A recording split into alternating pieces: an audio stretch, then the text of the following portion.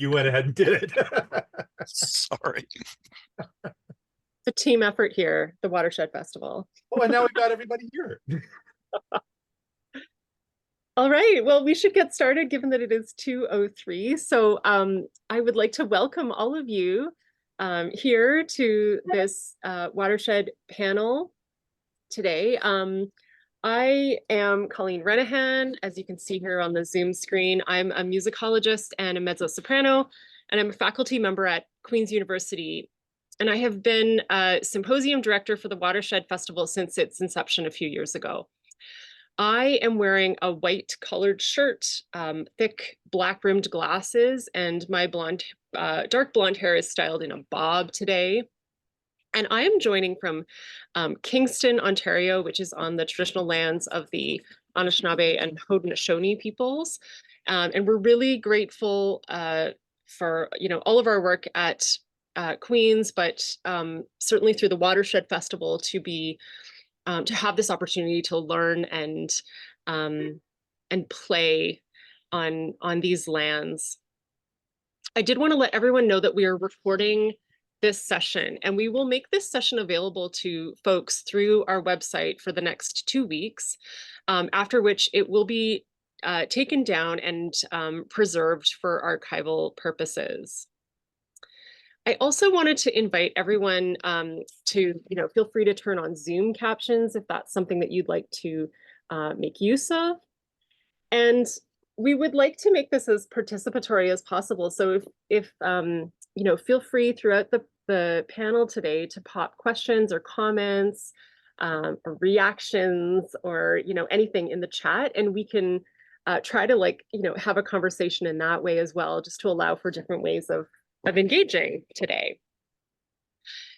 We will also have time at the end, though, to have folks unmute themselves and ask questions if that's another way that you'd like to engage with our esteemed panelists today. And so today we have invited three professionals in this area to have a conversation about the unique challenges, but also the opportunities of considering and acknowledging and supporting disability in the performing arts in Canada. And so we've brought together three experts in this field, each with their own experience and expertise and perspective. And I am super delighted to introduce them to you now. So I'm going to read their bios in alphabetical order. So we're going to start with Robin Hahn. Robin Hahn is an acclaimed operatic lyric soprano, a stage director, music educator, and disability advocate whose artistic career has taken her around the world, from Berlin to New York to Disneyland. That's awesome. This season, she directs productions of Pirates of Penzance, The Old Maid and the Thief, and Hansel and Gretel, all with accessibility and inclusion at the forefront. And she continues to appear on stages, screens, and in print across the Lower Mainland with her beloved sparkly walking stick at her side. And there it is. She is next set to perform as Mrs. Pinkerton in The Old Maid and the Thief with Heroic Opera this June. She is proud to be a co-founder of Opera Mariposa, Canada's first 100% disability-led and run opera company. So welcome, Robin. We're super delighted that you're here. I'm so happy to be here. Thanks for having me. Great. Next up is Robert Hutson. Tenor Robert Hutson is based in London, Ontario. Robert has performed in operatic and choral settings in North America and Europe. Most recent roles include Mayor Upfold in Albert Herring, Contino Belfiore from La Fine Giardiniera, Nankipu in The Mikado, Basilio and Don Curzio in Le Nozze di Figaro, Charlie Appleby in The Shop Girl, and Twaito Priestas in The Magic Flute. Robert is currently completing a Master's of Music in Performance and Literature. And during their master's degree, Robert is researching the representation of disability in opera. And he has presented this work at conferences in Ontario and Alberta. Welcome, Robert. Thanks for joining us. Thank you so much. And finally, Camille Spencer is a dance artist, choreographer, director, and producer. And Camille lives in the rural area of Kingston, Ontario. Her work is split between the professional world of dance and work in community engagement. Camille specializes in contemporary dance on a professional level with local dance studios, festivals, and collaborative arts organizations, as well as being involved with inclusive teaching for neurodivergent communities at the Heart Center and with the Dance for Parkinson's, based out of New York organization. Camille has lived throughout the world and practiced within the US, the UK, China, Australia, and now also Canada. We're so delighted that you have moved to Kingston, Camille, and that you're here. And also that Camille is directing and choreographing the production of Happy that will be premiered at the Watershed Festival tomorrow. Trying to remember what day we're on. Tomorrow, yes. So we're really excited about that. And thank you so much for joining us today. So happy to be here. Thank you for having me. Thank you. So I thought we would start by just having each of our panelists talk about like what brought you to this work, to this sphere of disability arts, and why do you enjoy working in this space? So I'm going to let whoever wants to jump in first with some thoughts on that, just jump in. Sure. I'll jump in. I'm a talkative gal, so I'm happy to. So I actually became a part of Opera Mariposa, identifying as the non-disabled one. I know, shocking. I was, and it actually became sort of part of my identity that I was like the one healthy one. And as my health started to change, as the symptoms of my disability, became more obvious, it became clear that was not the case, and that I was lucky to already have this entire place in place through Mariposa that was safe, stable for disabled artists, and already doing work that allowed me to embrace my identity as a disabled person. Because it turned out, of course, that I have Ehlers-Danlos syndrome, which is a genetic connective tissue disorder, which meant that I had it my entire life. I just didn't know that the things that I was experiencing were not normal. So that I had always been there had always been a space for me in that community. And I just didn't know. So I was very, very lucky and very privileged to feel like I had a safer place to sort of, quote unquote, in the opera world, come out as disabled. Because of course, I'm queer, and in the opera world, it is much easier, or at least was for me, to come out as queer than it was to come out as disabled, because the opera world, the pressure to appear non-disabled and to appear healthy in the opera world that is so focused on your body being your instrument is so immense. And if I hadn't found and admittedly partially created a space for myself in my operatic community where it was safe for me to come out as disabled without losing income, jobs, or contracts, I would maybe never have started using the cane that has helped me so much. So having that space already there for me, that in a place that had already been doing that work, put me in a very sort of unique position to be able to have a career that didn't feel like it was under attack from ableist systems in the middle of my career. So I sort of felt like I had to, but it didn't feel like an obligation. It felt like, the stars had aligned. Felt a little bit like I was always supposed to be doing this work from this position. I had sort of been at the sidelines when Mariposa began in that work, and now I can yell from the rooftops about disability, visibility, and accessibility in opera. So here we are. Thank you so much. I love that you created this, like you created it, and then you were like, you had this realization that like so many more people could, yeah. Exactly. Because it was initially sort of conceived of specifically for um, like pacing reasons. It had a sort of paced rehearsal schedule, operating on what I now know of as crip time, um, uh, to sort of support specifically people with myalgic encephalomyelitis and fibromyalgia and other sort of complex chronic diseases like that. And then yeah, it expanded as we went, and has and yeah, it was only about halfway through Mariposa's existence that we sort of looked around and went, we're disability led and run. When did that happen? Oh my gosh, that's so cool. And we ran with it. That's awesome. That's great. And Camille, what brought you to this work? Yeah, thanks. I think, Robin, thank you for sharing all of that. That was very nice. It's nice to get to know other people. I have no disabilities, and I, again, am very able in many things. And I feel like for me, coming into this community and coming into this world has been very eye-opening and learning, especially within engaging with dance and movement and how it can be beneficial for everyone. And so the thing that got me interested in alternative, not just disability, but alternative movement for art's sake and also health sake is obviously we often get drawn to things because of our personal circumstances and our personal connections around us.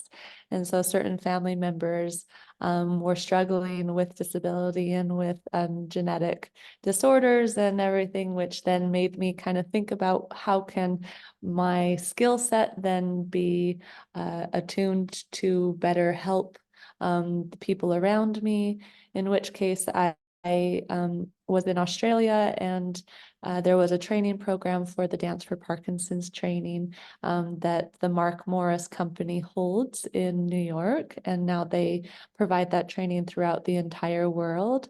And the Mark Morris Company and the schooling that they have there going on, the training is just magnificent. And so I was able to work with that community for quite a while in Australia before moving here to Canada. And I was so happy to learn that there was a small community of people doing the program here, but also that there were many other engagement opportunities here in Canada to be involved with those that are neurodivergent, but also with alternate mobility, as well as those in the aged population. And it just was a natural transition for me.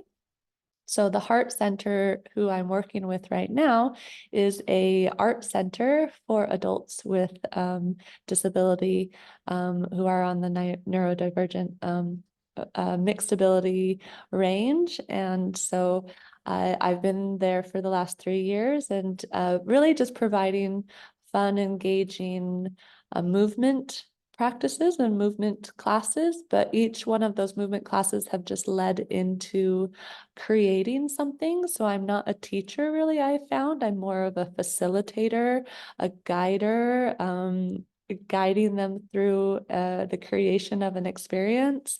But really it's them who are getting the opportunity to just have a place that they can create and express physically in with the help of myself. And that has definitely carried on to my parenthood, my other relationships with other people, my other teaching in my dance and my other professional work. And it just opened my eyes. And so, yeah, that's how I got into the work. And I'll let you carry on. Thank you. Thanks so much. That's so fascinating. I can't wait to see this show tomorrow, and I keep hearing wonderful things about it, but it's, yeah, really, really exciting. Robert, how about you? How did you get involved in this area or in this work?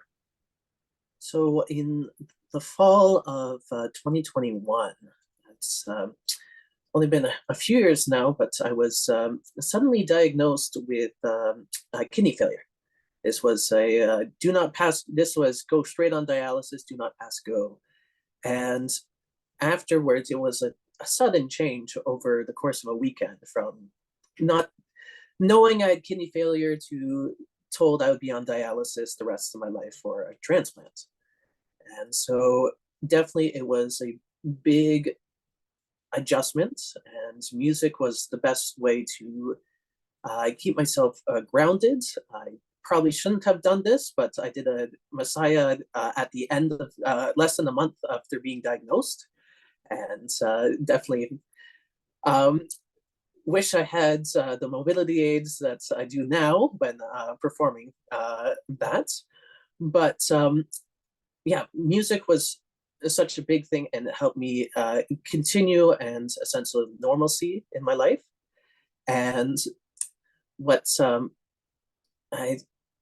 when I was diagnosed, I was applying for my master's, and starting in the fall of my master's, I knew that it was going to be very different, still very much COVID conscious, that I wasn't performing as much as I wanted to. And I was taking a course called performance research. And at the end, we had our final project, and I was just in a coffee shop, and I thought, okay, is there some kind of connection between opera and disability? And that put me onto the work of Charlotte Armstrong, who is in York and has worked with Opera North. And she's got this amazing blog page that's Opera and Disability, that is now hosted by Opera Mariposa. And seeing that, and one of the first article that I read was Opera by the Numbers, and that it was showing that so many roles that we even didn't consider, that are so many characters in the opera canon are disabled, and we don't treat them like disabled characters. They don't shed the light. Like Rigoletto is such an amazing example of the social model of disability. But it's always put as this kind of anti-hero, that you're the villain, and so many of these characters are also the villain. But it was suddenly this kind of moments of feeling connected and feeling seen, and then it was just a deep dive into the world of the emerging world of music and opera and disability, but also disability studies, and just feeling this amazing connection in the community, and feeling seen, and changing up, and still, it felt like I could still have a relevant career. Because when I first was diagnosed, it thought, okay, this is game over.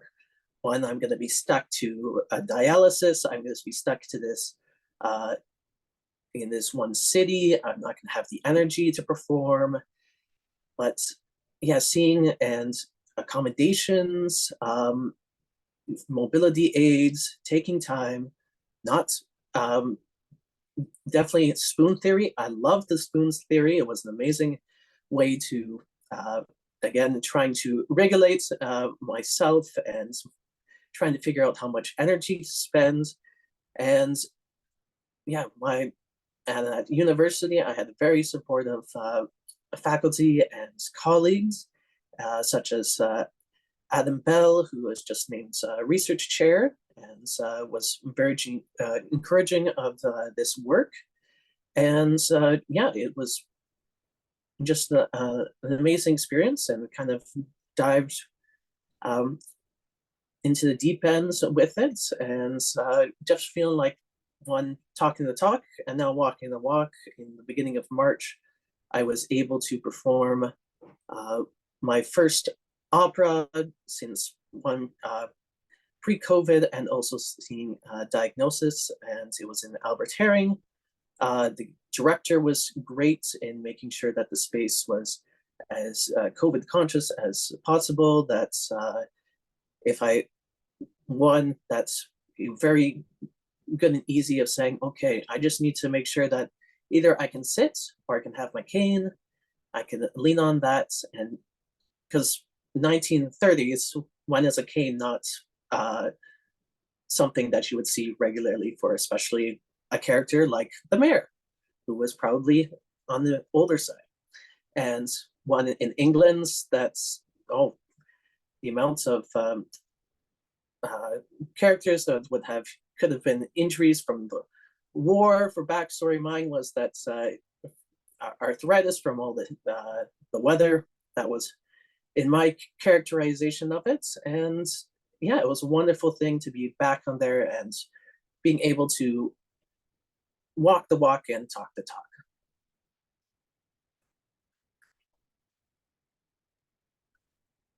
That's wonderful. Thank you, Robert, for like sharing that incredible story. I'm so inspired by your this, wonderful success story of you, of you and also people around you, right? Like the community, like also taking up that challenge and making space and instilling supports. And you mentioned like the social model of disability, and I'm thinking about the way in which we live in this like world that's governed by normative structures and and policies. And I wonder if we could turn our attention to opera and music theater and the performing arts more broadly and think about what the specific challenges are in those forms for the disabled community, but also where the opportunities also lie. Because I think, there are some things that are the same if we're comparing sort of like opera, music theater, performing arts to the world at large, but there are also unique things about those spaces and traditions. And yeah, I'm going to throw that out as a second question. Oh, well, that's the best question, right? Like that's the existential question, I think, of all of opera and disability. So yeah, no, I'm sure all of us could speak on it ad nauseum. But I mean, the challenges are simple, I mean, like well, they're not simple, but you can boil them down to opera is a very traditional space. It can be very slow to change, and as I was saying before, the pressure to appear healthy and non-disabled in a world where your body is your instrument can be enormous. And like I, as someone who's sort of public facing in this sphere, because I create content on opera and disability on Instagram and YouTube, the number of like random DMs I get from people around the world who say, "Oh my gosh, I thought I was alone," because the pressure to stay sort of in the closet is so enormous.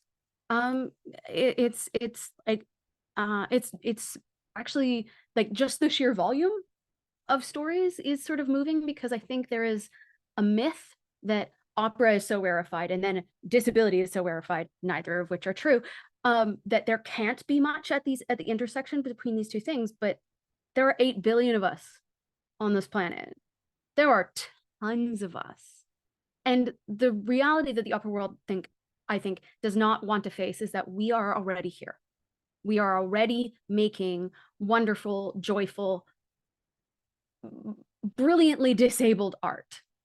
And the opera world, as as this traditional space, doesn't really know what to do with that or want to know what to do with that. So like, as Robert was saying, I mean, I know of people who've been told, I'm sorry, you can't be in this next production, or you can't, or we can't continue your contract because mobility aids aren't period appropriate. Exactly, right. Like what a bizarre thing to say, because people have been using mobility aids since there have been people. And where I think the opportunity is not only in acknowledging that because disability has been forever and will continue to be forever, and that is morally neutral, it is just a variation that humans have, that there are all these stories that already have disability in them written into the repertoire. Not like Rigoletto is a wonderful example. So is Violetta and Mimi. Those are disabled characters. And because of the pressure within opera to appear non-disabled, like I mean, like maybe this is a hot take, but I don't think it is reasonable to expect only disabled singers to be playing all of those roles, because it is so because it is a matter of coming out. So I treat it the same way I wouldn't necessarily expect only queer actors to play queer characters, because people might not feel comfortable coming out.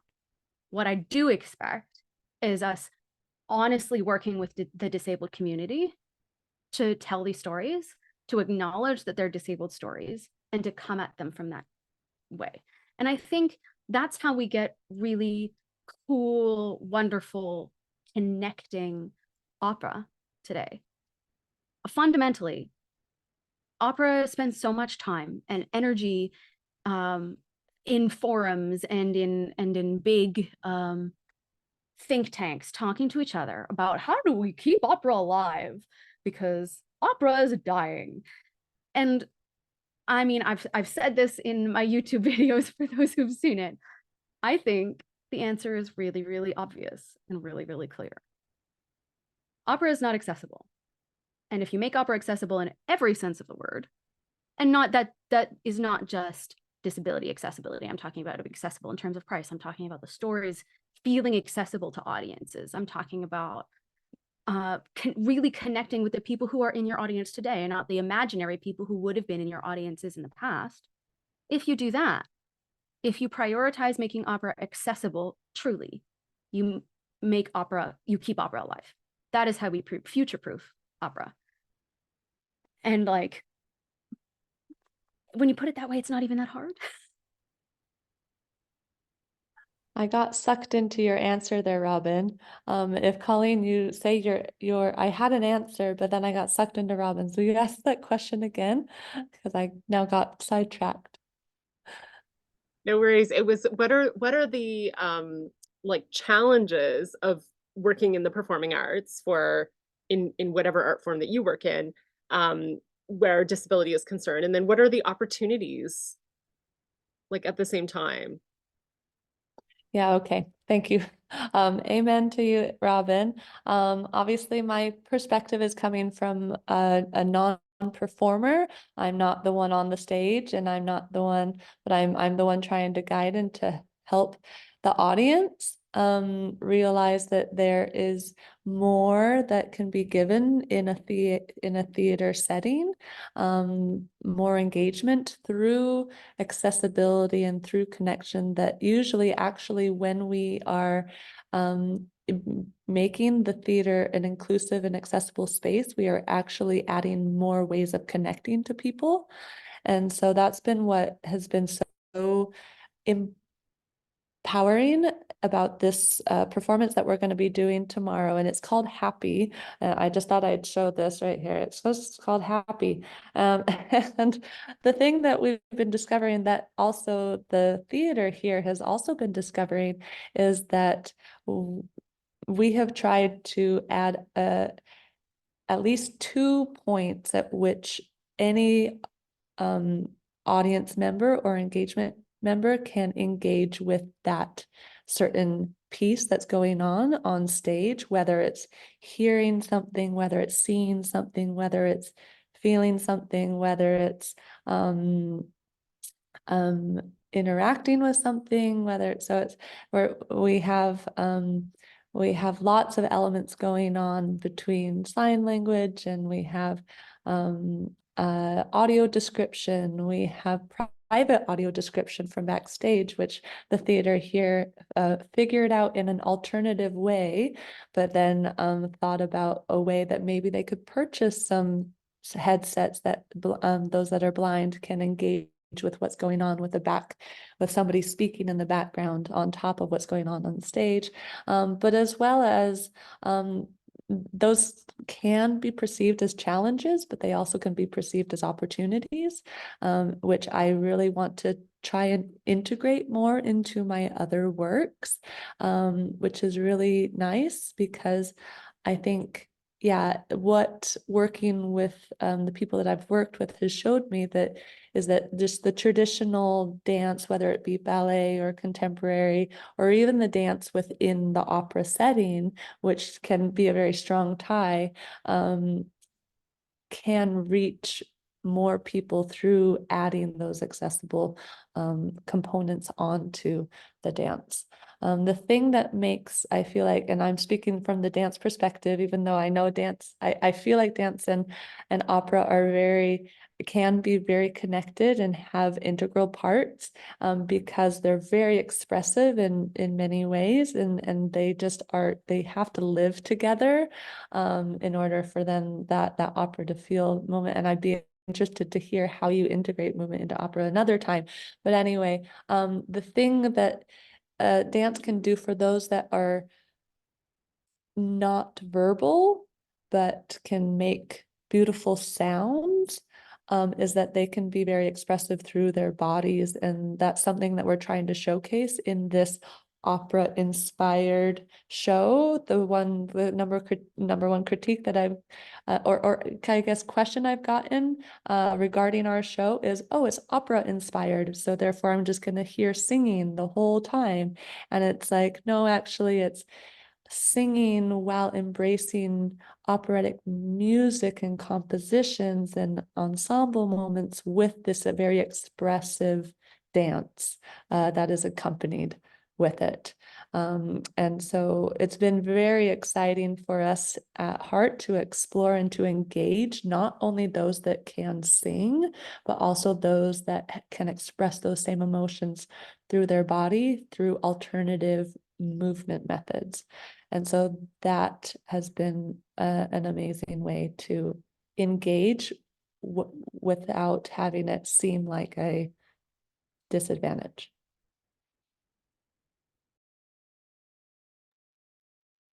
That's amazing. It makes me think, like I said to you in the chat, I feel like that notion of like broadening our notions of even what the components of a given art are and what they can contain and what they can't contain is so like important for, I mean, it's almost like contemporary art has that sort of drive as well, or like inspiration to kind of like, you know, question what the limits actually are of singing and movement and dance and embodiment and all those things, right? So that some disability scholars, like, or I'm thinking of like even the musicologist Nina Eidsheim, she works in California, and she writes about how like there's other ways we can sing without sound, like through our bodies. Like if you sing underwater, it doesn't really make very much sound, but you're still like expressing, you're still like emoting, and there's that kind of energy that's coming out with an intention of singing. So if we were to like think of different ways even of like what's at the root of singing anyway, right? And I love that you're thinking about it in terms of like translating the operatic impulse into like movement. Awesome. Yeah, I love that concept. I loved how Robin, you said that, you know, opera is a very full body and performative thing, that you're using your full body in that.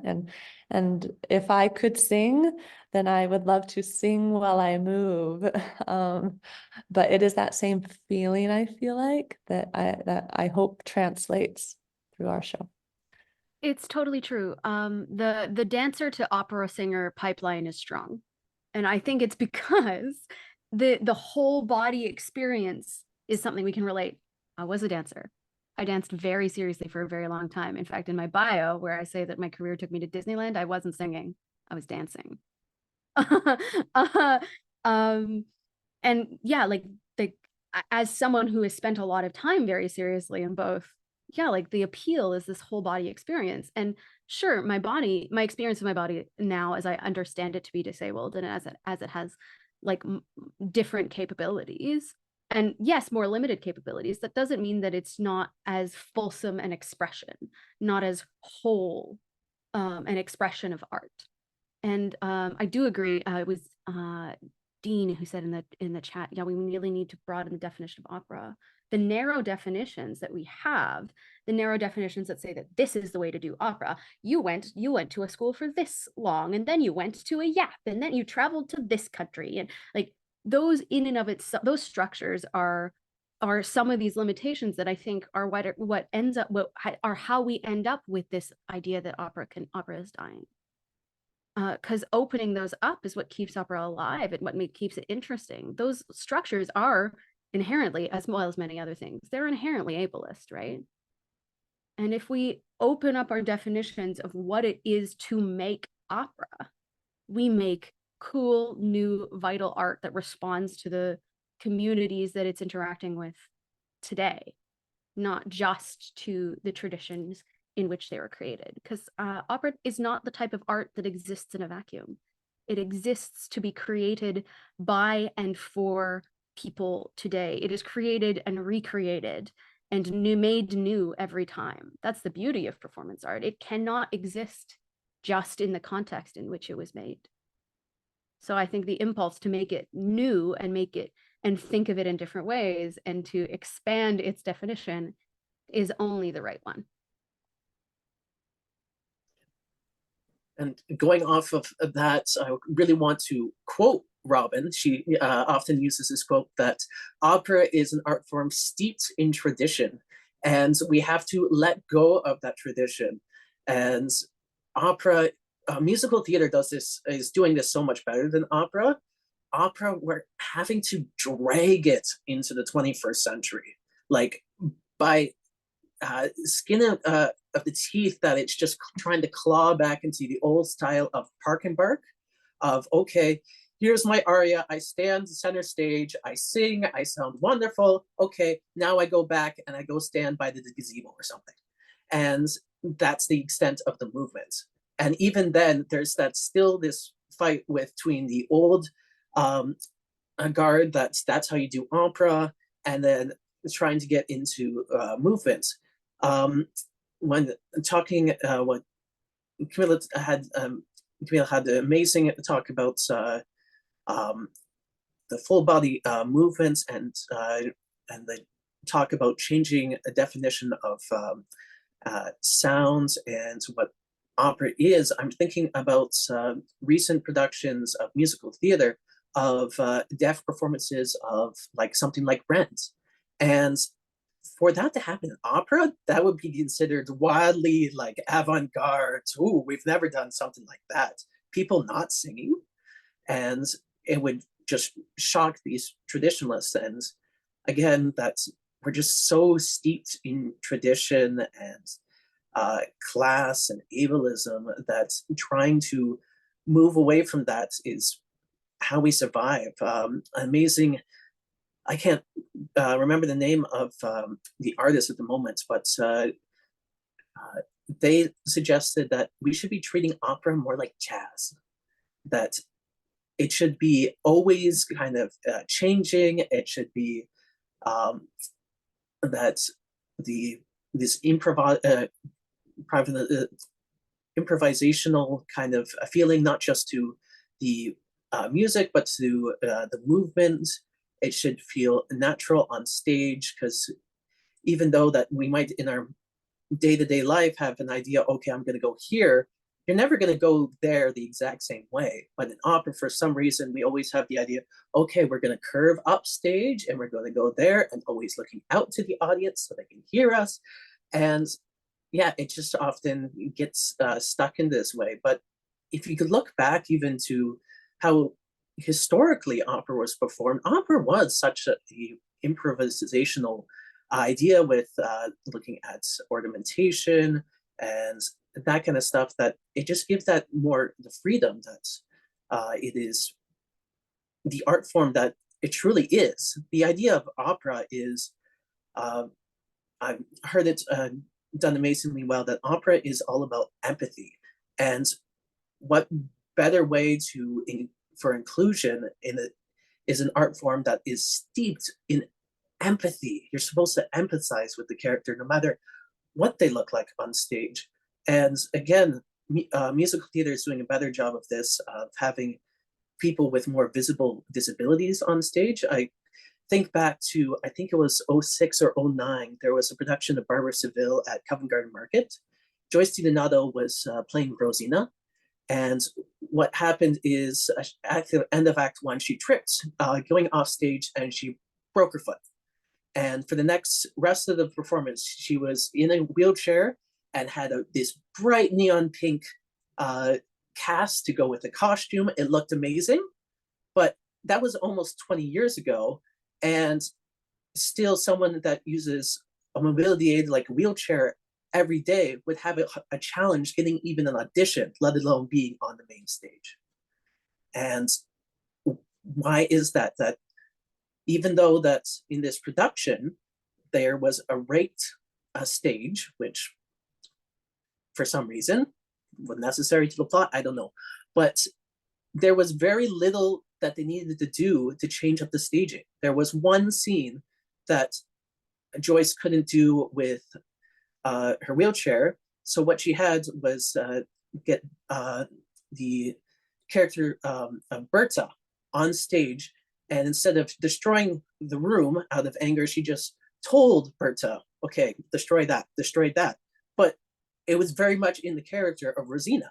So nothing was lost, and so much more was gains, because again, just this changing up, like there was wheelchairs back in when Rossini was performing that. There were a lot different than the wheelchairs we see today, but there was people with that disability, and why they cannot be on stage now, it boggles my mind.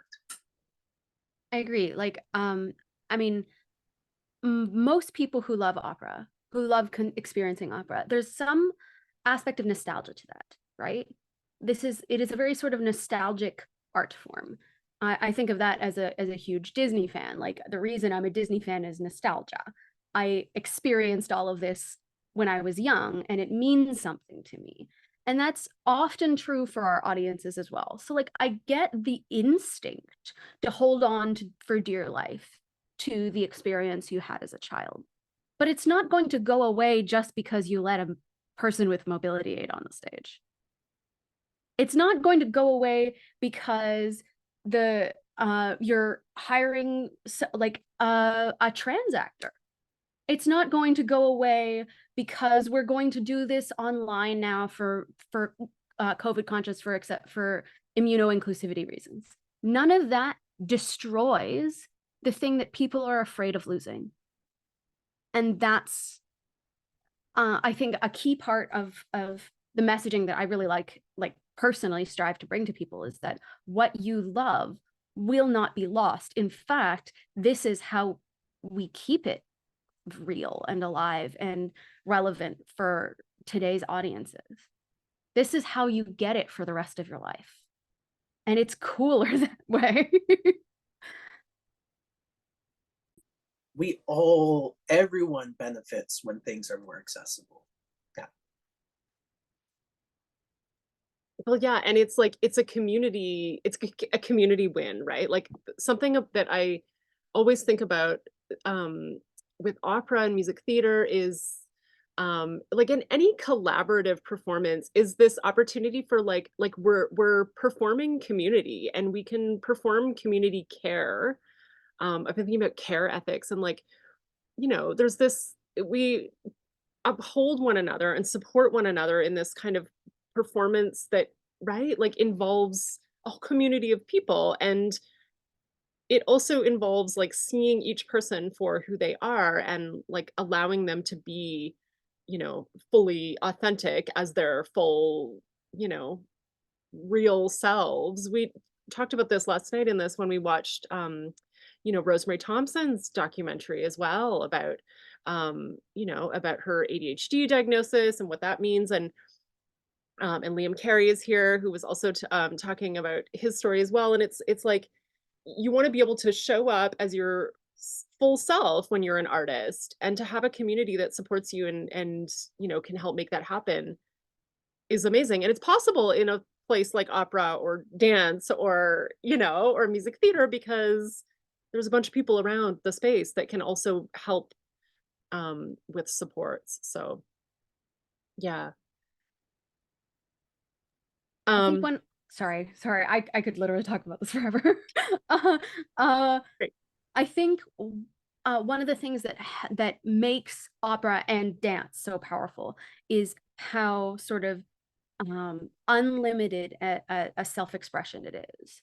There's a reason that anytime I find myself in a position to sing for an open group of people who have never heard opera before, they're always like, And it's not just, you know, like the scale of the sound. It is the fact that we as artists in this type of art are giving ourselves permission to show ourselves to the world so fully that I believe that that is in a way of an act of service, right? Because the audience allows themselves to imagine for a moment that like and gets a chance to experience the true fullness of a person.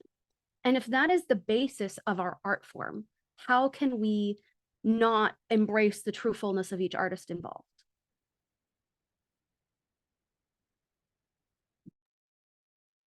Yes. I love that.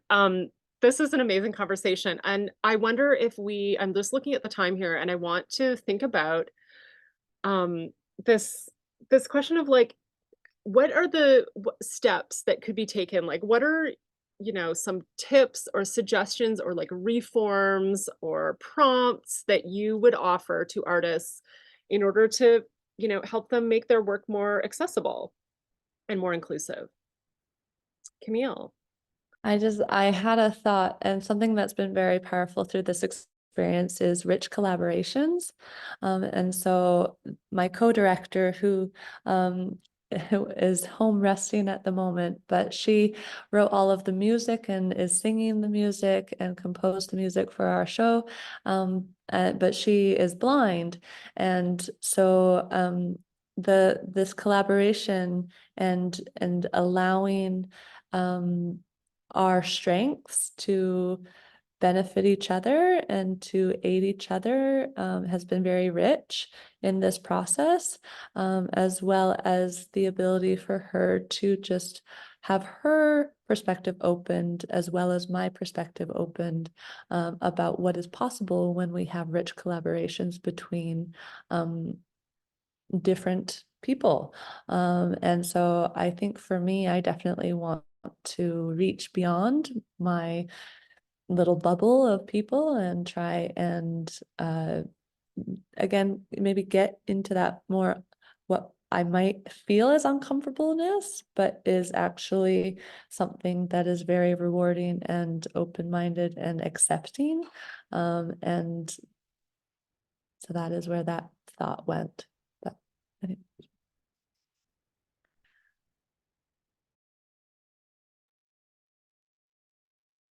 Do you want to go, Robert, or shall I? Okay.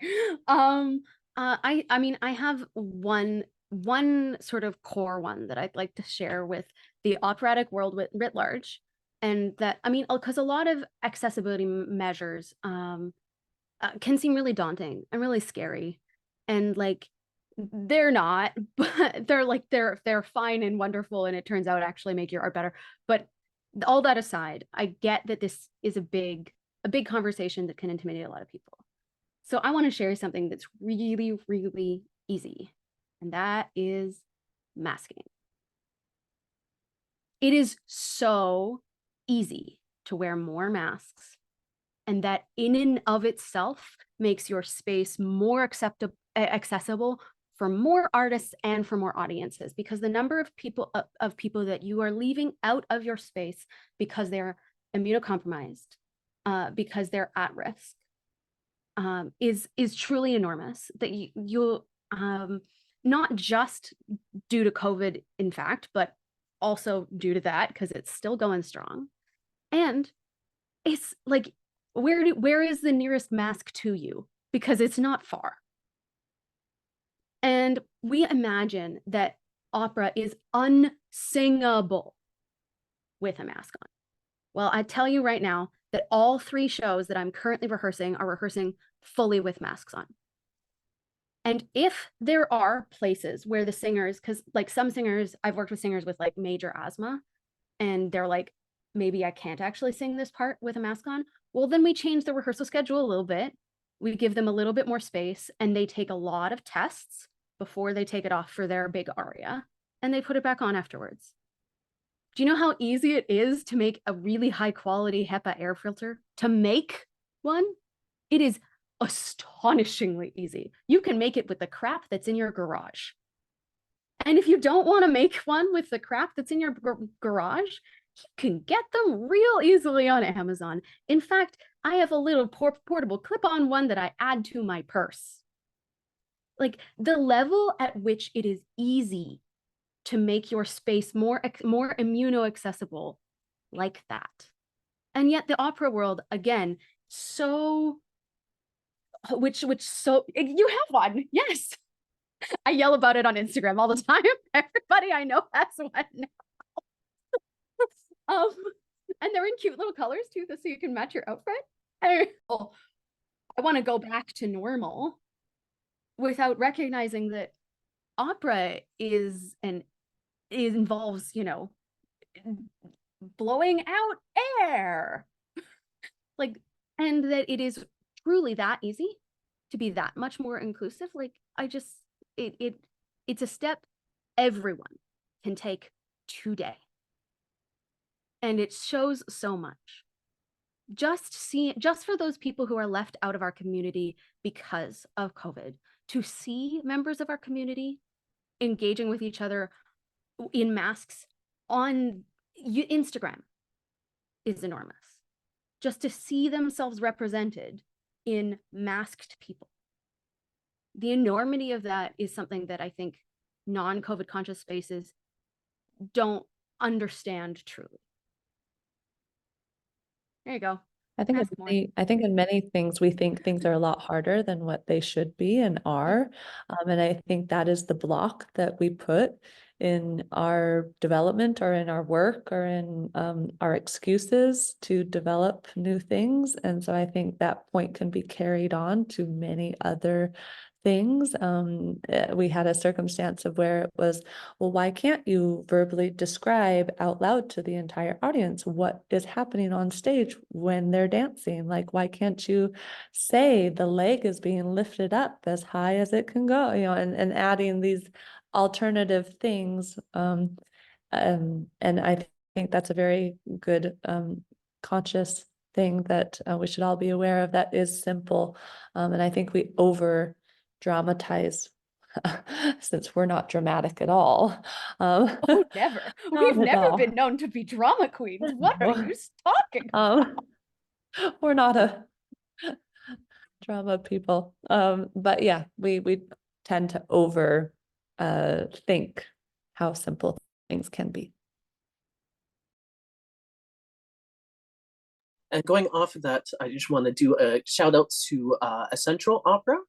They've got this wonderful kind of guidelines on how to make your rehearsal spaces and performance spaces more COVID conscious, as well as it is the amount of technology that has come from the beginning days of the pandemic with UV filters and better testing and stuff like that. It is very easy to implement those things, because even in a lot of what quote unquote accessible spaces, so few people are masking. And when you're thinking of an accessible space, but then you don't even require a mask, is it truly accessible? No, it is not. And luckily, I think there's definitely, among certain arts groups, there's a push to have more masks.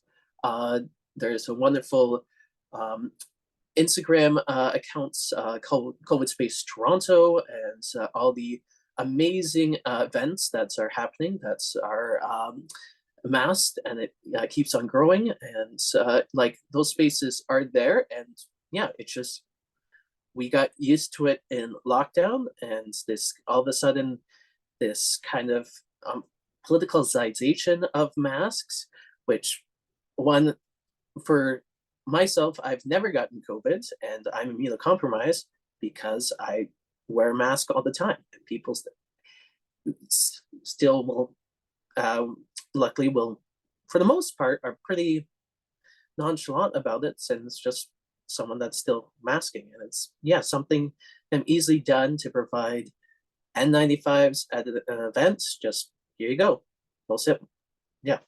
Exactly. I think there is, in like, sometimes when I bring this up as an accessibility issue and as a disability justice issue in artistic spaces, people are sort of surprised to think of COVID consciousness as an accessibility issue, but it really is.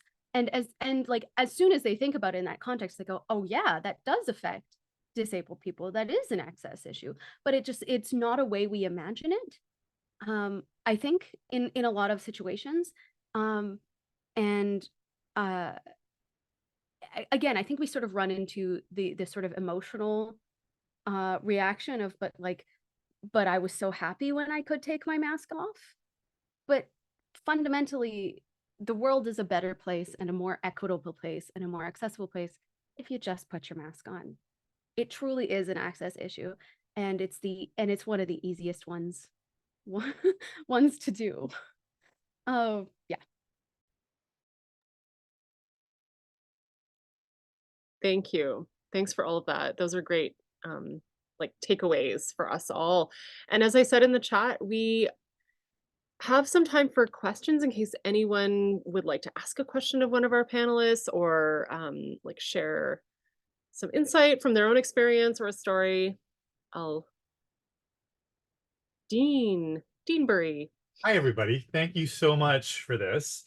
I wanted to ask, beyond the masking and the obvious, the COVID part of COVID, when we think of the lockdown and the pandemic, because one of the things that really struck me, I remember on Facebook someone saying that they were asking to work their boss to work from home over and over and over again if we could work from home, and the boss said that just can't happen. It doesn't work. And then within the course of like one day, suddenly it worked, right?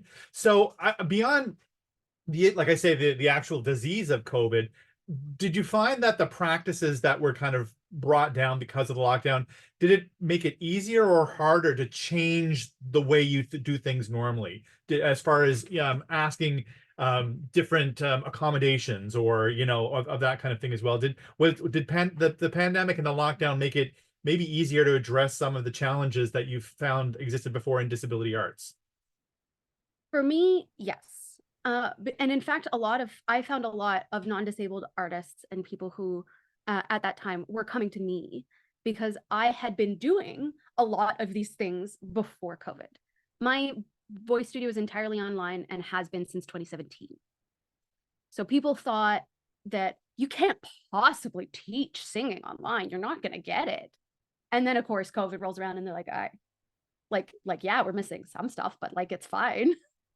And that, I mean, I have always said that, while sure, like I might miss some stuff because of the microphone or whatnot, or the delay, my students become more self-aware of what their body is doing because they have to be independent of me and be able to articulate what's going on really effectively, really early in the practice because of what's on Zoom. So I ended up actually sharing a lot of my like tips and tricks really early on.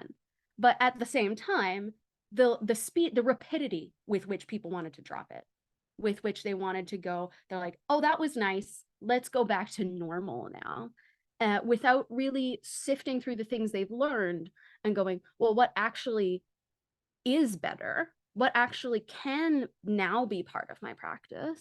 What has made my life better and the lives of my students better? A lot of people that were teaching online now don't teach online anymore. And maybe there are students who would have benefited from that. I mean, I don't know about anybody else who teaches online, but my studio is Canada-wide. That's not a thing that I could do if I just sort of went to in person now. Yeah, it's yeah, a lot of things got easier to talk about because people actually straight up asked me for them, but harder to lots of it was harder to hold on to. For example, I still believe in the power of online opera, of live streamed opera, of videoed opera, of that being an accessibility tool to make sure that opera is for everyone, for the people for whom, you know, being in a theater is just not accessible. And the rapidity with which opera dropped that idea was like, it was hot potato. They just didn't want to engage with that anymore.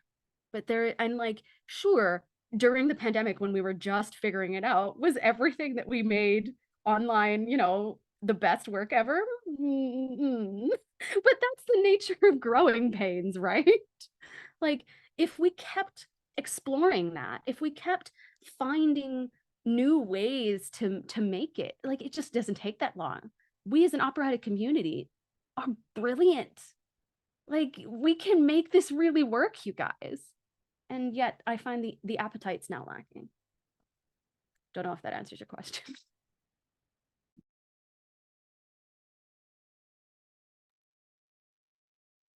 Great. Yeah, Dean's just responded in the chat there. The opera community has been awful at embracing tech.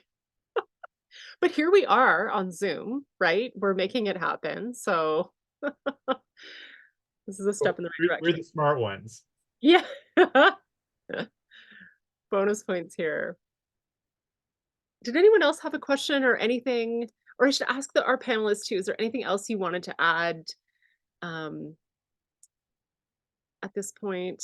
I realize we've been already speaking for over an hour here, and I'm conscious of everyone's like energy levels, and you know, we are also like all moving on to like projects. We're in the middle of like, you know, directing a bunch of things, all of you. So you know, and performing and doing it all. So I think we will probably, you know, wrap it up there. I wanted to say thank you so much to all of you for like taking the time to come and have this conversation. And I'm really, really grateful to live in a world with all of you working in it. And yeah, I feel like so excited about what's to come. And I'm excited to see the happy, inspired opera tomorrow. Really excited. And Robert and Robin, I hope we have a chance to, you know, collaborate in the future. And yeah.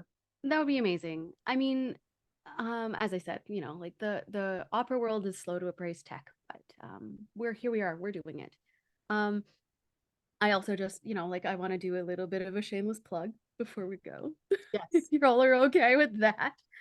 I do disability advocacy in the arts on Instagram and YouTube if anybody wants to go check that stuff out, because yelling it from the rooftops is what I do. And you know, connecting as a community in a community that, you know, does like to isolate us as disabled artists is, I think, is so valuable. So if you want to come visit me on Instagram and YouTube, it's at robinhahnsopran. Make it rhyme with Hahn. On those two platforms. Just want to say also thank you so much for hosting this and creating this space. This has been absolutely a wonderful way to spend an afternoon. Thank you so much. Hearing everyone, and yeah, it's so joyful to get a chance to discuss the new ways of making accessible art with you fine folks today. Well, I'd like to thank you all as well. You've made my afternoon. There you go. Thank you for including me within your world. The byline of the Watershed Festival is reimagining music theater, and it was really very much about like we were talking about, broadening that definition of beyond what opera musical theater is, everything between everything and beyond. And this is our 4th year now, and we've kind of really sought, yes, we produce some of our own things as well, but you know, the bigger thing that we've tried to do is to shine a light on, you know, the incredible work that's happening out there. And like I say, not just in those little defined genres, but everything that's happening beyond that, and everything that you all are doing is exactly that. So it's been great to have you part of this year's Watershed for sure. Yeah. Thank you so much for making such a cool space for us. Wonderful. Okay, thanks everyone. Have a great afternoon. Thank you. Bye.